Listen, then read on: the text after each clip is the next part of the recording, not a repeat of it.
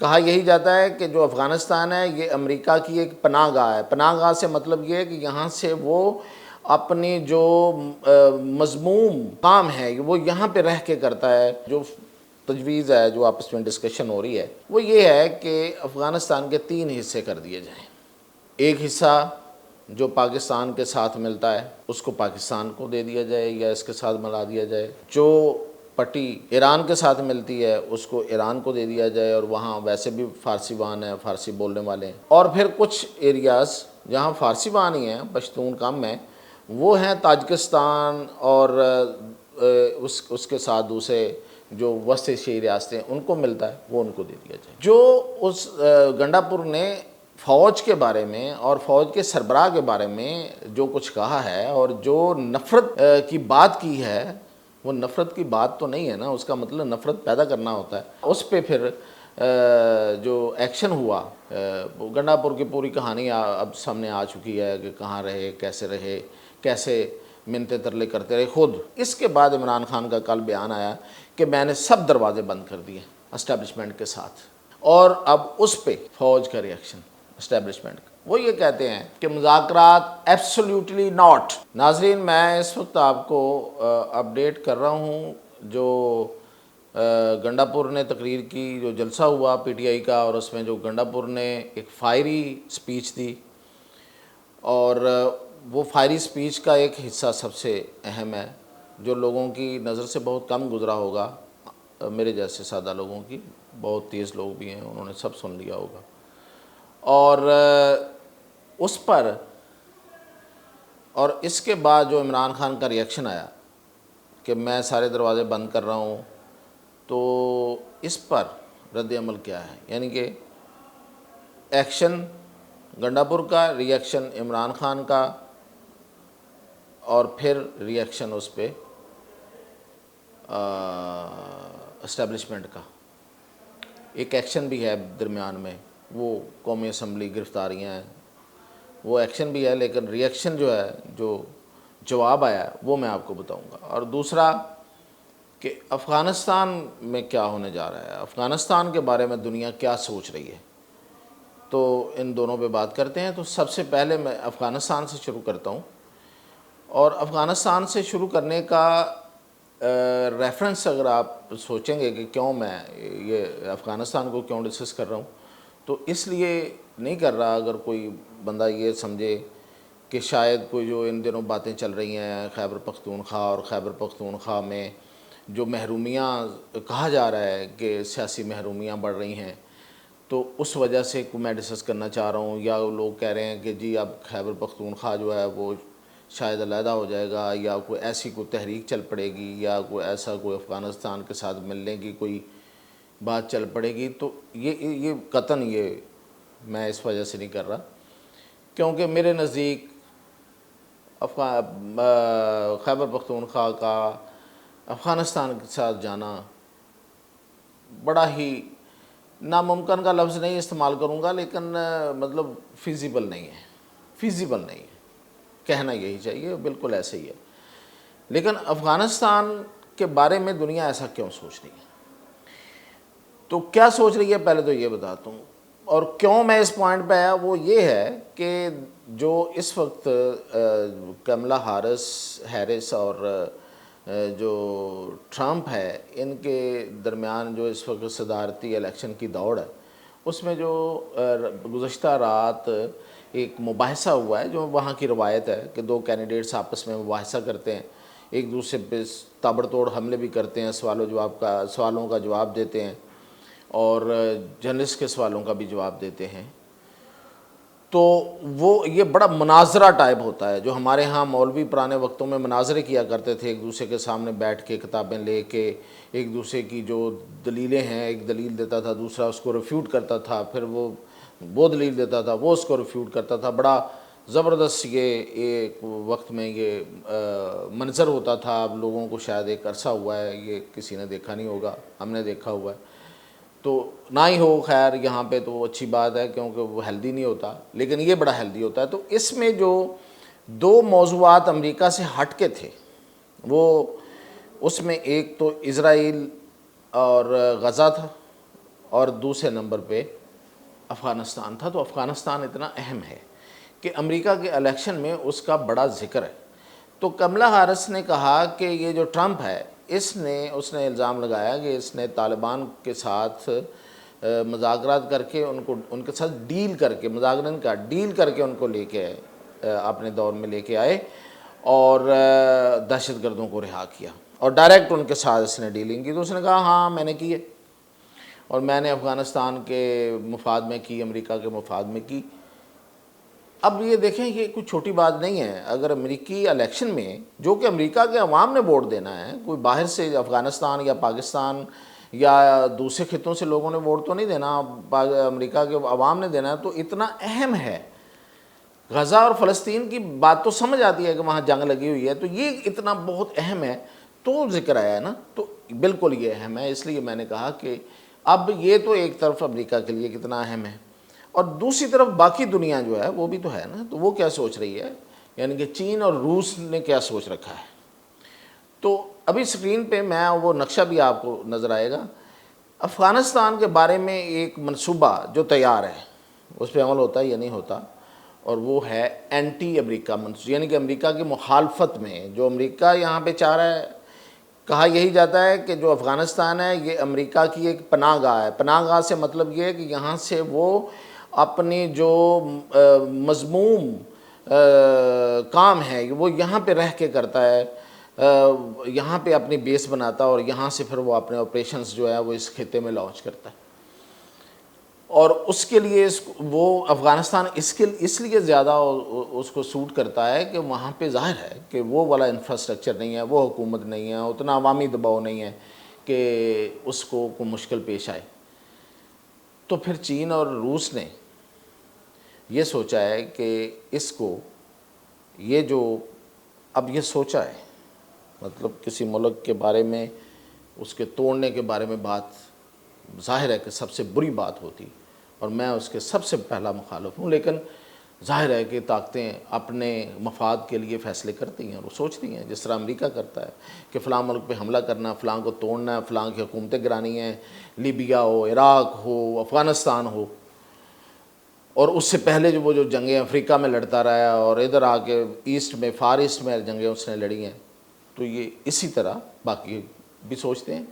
تو وہ کہتے ہیں کہ امریکہ کا جو اتنا بڑا یہ اڈا بن چکا ہے، اس کو ہم نے، تو وہ جو تجویز ہے، جو آپس میں ڈسکشن ہو رہی ہے، جس میں پاکستان کو شامل کیا جا رہا ہے، پاکستان شامل ہوتا یا نہیں ہوتا مجھے نہیں پتہ، لیکن پاکستان کے ساتھ بھی ڈسکشن ہو رہی ہے، وہ یہ ہے کہ افغانستان کے 3 حصے کر دیے جائیں۔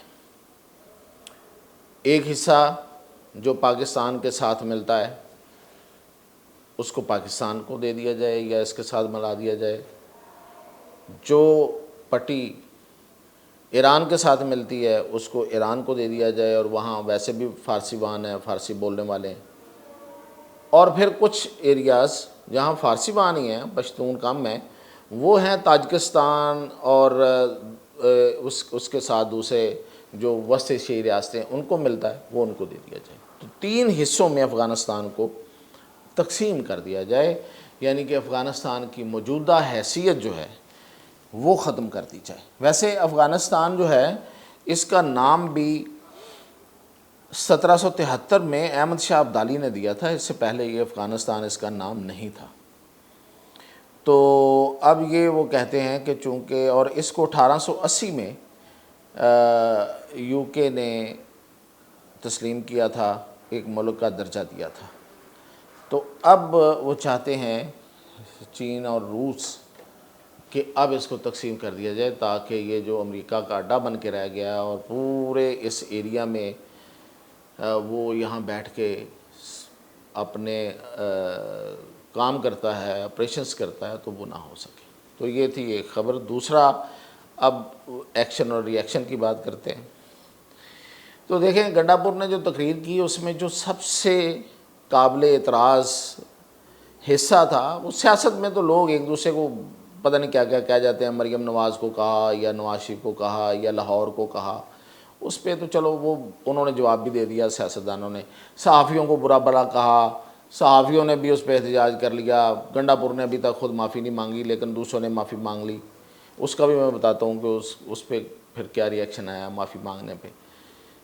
تو خواتین کے بارے میں بھی تو معافی مانگ لی, اس پہ بھی بتاتا ہوں. لیکن جو اس گنڈا پور نے فوج کے بارے میں اور فوج کے سربراہ کے بارے میں جو کچھ کہا ہے اور جو نفرت کی بات کی ہے, وہ نفرت کی بات تو نہیں ہے نا, اس کا مطلب نفرت پیدا کرنا ہوتا ہے. تو اس پہ پھر جو ایکشن ہوا جوابی, اور جس طرح سے جلسے کے دوران اور جلسے کے بعد اور پھر گنڈا پور کے ساتھ, اور پھر اس کے بعد گنڈا پور کی پوری کہانی اب سامنے آ چکی ہے کہ کہاں رہے, کیسے منتیں ترلے کرتے رہے خود, تو کہ مجھے معافی دلا دیں. اسی شخصیت سے رابطہ کر کے جس شخصیت نے 22 اگست کا جلسہ ملتوی کرنے کا فون کیا تھا, تو جس کو انہوں نے عمران خان کے سامنے جا کے یہ کہہ کے پیش کروایا کہ اسٹیبلشمنٹ نے کہا ہے, جھوٹ بولا, بلف کیا عمران سے بھی. تو پھر پارلیمنٹ میں لوگوں کو اٹھایا, ارکان پارلیمنٹ کو اٹھایا گیا. تو اس کے بعد عمران خان کا کل بیان آیا کہ میں نے سب دروازے بند کر دیے اسٹیبلشمنٹ کے ساتھ. تو اب اس پہ کیا ریاکشن آیا ہے میں نے بتا دیا, ایکشن, ری ایکشن, پھر ایکشن, اور پھر اب عمران خان کا ری ایکشن, اور اب اس پہ فوج کا ری ایکشن اسٹیبلشمنٹ کا. وہ یہ کہتے ہیں کہ مذاکرات ایبسلیوٹلی ناٹ, کوئی مذاکرات تھے نہ ہیں نہ ہوں گے. اب یہ ان کا کہنا ہے. ہوں گے پہ میں تھوڑا, آپ نے دیکھا میرے ٹون نیچے کے چلی گئی, پتہ نہیں کل کو کیا ہوتا ہے. اچھا, اس کے لیے انہوں نے پھر باقاعدہ ایک پوری 2 3 4 بڑی آرگومنٹ انہوں نے آگے رکھے ہیں. وہ یہ کہتے ہیں کہ عمران خان سے مذاکرات, جس کی شخصیت, اس کے بارے میں جو لفظ استعمال کیا گیا ہے, یہ اس سے پہلے ویسے ہوتا رہا ہے لیکن اب ادھر سے استعمال ہوا ہے, وہ ہے ڈارک پرسنالٹی ٹریٹس والی پرسنالٹی ہے. یہ وہ پرسنالٹی ہے جو متوازن نہیں ہے, جس پہ اعتبار نہیں کیا جا سکتا, جو کسی ایک چیز پہ مستقل طور پہ متفق نہیں رہ سکتی. اور وہ کہتے ہیں کہ یہ ڈسیپشن والی پرسنالٹی ہوتی ہے, یہ ڈسیو کرتی ہے. تو ایسے بندے سے ہم مذاکرات کیسے کر سکتے ہیں؟ وہ کہتے ہیں کہ یہ ڈسیو کرتے ہیں, یہ ایک بات مانتے ہیں پھر دوسری بات بھول کے اس کو ریجیکٹ کر دیتے ہیں, پھر اگلی بات پہ چلے جاتے ہیں. یعنی کہ ایک بات پہ ٹھہرتے نہیں ہیں, توازن نہیں ہے, عدم توازن ہے شخصیت میں. وہ تو خیر وہ تھوڑا مینٹلی بھی چلے گئے کہ مینٹلی توازن برقرار نہیں رکھ پائے یہ, یا نہیں ہے ان کا. ویسے یہ ٹریٹس اب سمجھ آئے ہیں؟ نہیں, اب نہیں آئے. یہ الفاظ میں پہلے بھی اعلیٰ فوجی افسروں کی زبان سے سن چکا ہوں جب وہ ان کے ساتھ تھے, جب فوج ان کے ساتھ تھی اقتدار میں, ہائیبرڈ رجیم چل رہی تھی, اس وقت بھی میں سن چکا ہوں. الفاظ کہنے کے باوجود ساتھ چل رہے تھے.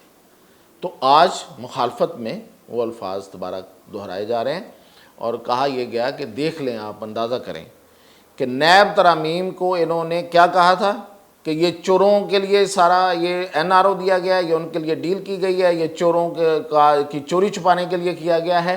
اور پھر اسی نیب ترامیم سے جو چوروں کے لیے بقول ان کے کیا گیا تھا, جب سپریم کورٹ نے اس کو اپہیلڈ رکھا جو پارلیمنٹ کی ترامیم تھی, تو اس پہ پھر خود ہی درخواست لے کے آ گئے کہ میں بھی, اچھا اس سے اگر ملتا ہے ریلیف تو میں بھی لوں گا. تو بھئی موقف پہ تو رہیں, نقصان تو ہوگا, نقصان تو بھگتنا پڑے گا آپ کو موقف لینے پہ, تو پھر رہیں نا اس پہ, سٹینڈ پہ رہیں. تو وہ کہتے ہیں کہ ایسے بندے سے. اور پھر ایک اور انہوں نے کہا کہ اس لیے بھی کہ یہ جو سب کچھ انہوں نے علی امین گنڈا پور نے بولا ہے, یہ علی امین گنڈا پور کی زبان نہیں ہے. وہ کہتے ہیں علی امین گنڈا پور, ایک لفظ انہوں نے عجیب بولا ہے, خیر میں تھوڑا دبا کے بولتا ہوں, اوقات ہے یہ ان کی کہ وہ اس لیول پہ جا کے بات کر سکیں. یہ سارا ان کا پڑھایا ہوا تھا, اور یہ ساری جو گفتگو ہے یہ بیسیکلی عمران خان کی گفتگو ہے جو انہوں نے کی ہے, اور جو تھریٹس دیے. اور جو باقی جو باتیں کی ہیں، تو اس کو وہ کہہ رہے ہیں گولڈ سمتھ آپریشن۔ وہ کہتے ہیں یہ گولڈ سمتھ آپریشن ہے۔ جو بلوچستان کے بارے میں انہوں نے حالیہ بیان دیا ہے کہ بلوچستان علیحدہ ہو رہا ہے، وہ کہتے ہیں کوئی بلوچستان علیحدہ نہیں ہو رہا، یہ بیسیکلی گولڈ سمتھ آپریشن ہے۔ جو انویسٹمنٹ کر رہا ہے ان پہ، جنہوں نے انویسٹمنٹ کی ہوئی ہے ان پہ، حالانکہ ویسے تو تعلق ختم ہو گیا ہوا ہے، طلاق ہو چکی ہوئی ہے، لیکن انویسٹمنٹ وہ کہتے ہیں ہوئی ہے، تو وہ انویسٹمنٹ پہ کام ہو رہا ہے۔ اور یہی وجہ ہے، میں نے آپ کو کل ویسے بتایا تھا کہ یہ بات تو بڑی حد تک ہمیں بھی پتہ چل گئی ہے، یہ ان کا موقف اپنی جگہ پہ، کہ آئی ایم ایف کا پروگرام کیوں نہیں ہو رہا۔ آئی ایم ایف کے پروگرام میں سب سے بڑی رکاوٹ gold Smith and other parties, other factors, کچھ لابیز جو اس وجہ سے ان کے ساتھ ہیں کہ ان کو پیسہ ملا ہوا ہے، اور کچھ اس وجہ سے ساتھ ہیں کہ وہ گولڈ سمتھ نے ان کو مائل کیا ہوا ہے ان کی طرف۔ اب میں وہ باقی لفظ نہیں دہراتا، مجھے کوئی ضرورت نہیں ہے، میں پتہ نہیں اس کو صحیح سمجھا بھی جائے یا نہ سمجھا جائے۔ تو یہ تو ہے، آئی ایم ایف تو پاکستان کا ڈیلے ہو رہا ہے۔ اب آئی ایم ایف کا پروگرام پاکستان کو نہیں مل رہا، اب اکتوبر میں جا کے ایک امیدیں ہیں، موہوم سی امیدیں ہیں، ایک سے ایک بڑھ کے شرط لگ رہی ہے۔ تو ان کو بھی، پاکستان کو بھی، ہماری حکومت کو بھی کوئی ایک فیصلہ تو کرنا پڑے گا۔ شرطیں تو اور بھی آ رہی ہیں، ایک بہت بڑی شرط آ رہی ہے، وہ میں ابھی بیان نہیں کروں گا، بہت عذاب آ جائے گا ورنہ، وہ بہت بڑی شرط ہے، تو اس سے پہلے ہی یہ سب کچھ ہو جائے تو اچھا ہے۔ تو یہ عمران خان کو انہوں نے جواب دیا ہے کہ مذاکرات ایبسلیوٹلی ناٹ، کیونکہ آپ کی شخصیت، آپ جیسی شخصیت جو کہ ڈارک پرسنالٹی ٹریٹس والی شخصیت ہے، اس سے کوئی مذاکرات نہیں ہو سکتے، کیونکہ آپ ڈسیو کرتے ہیں، آپ ایک بات پہ ٹھہرتے نہیں ہیں، آپ کا ایک موقف کبھی نہیں ہوتا، اور آپ پہ اعتبار نہیں کیا جا سکتا۔ تو یہ جواب آیا، یہ ریئیکشن تھا، یہ میں نے کہا کہ آپ کو اپڈیٹ کر دوں۔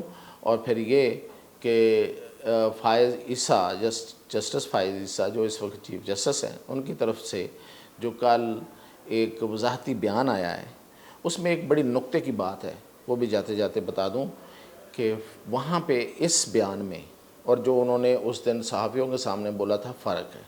وہاں پہ انہوں نے کہا تھا کہ میں کسی صورت ایکسٹینشن نہیں لوں گا، یہاں انہوں نے صرف واضح کیا ہے کہ یہ بات ہوئی تھی، یہ نہیں کہا کہ اگر عمر کے مدت کے، یعنی کہ عمر بڑھانے میں کسی جو ان کی ریٹائرمنٹ کیا ہے اس میں حکومت اضافہ کرتی ہے تو پھر بھی وہ انکار کریں گے، یہ انہوں نے نہیں کہا۔ اب اس کو مطلب ان کی بھول چوک سمجھیں یا انہوں نے خود یہ ایک خالی چھوڑ دیا ہے، اور وہ واقعی 2 سال یا 3 سال کی عمر میں جو اس کی مدت ملازمت میں اضافے کی عمر کی بنیاد پہ دی جا رہی ہے اس کو لے لیں گے اور مزید 2 سے 3 سال چیف جسٹس رہیں گے، لگ تو ایسی رہا ہے۔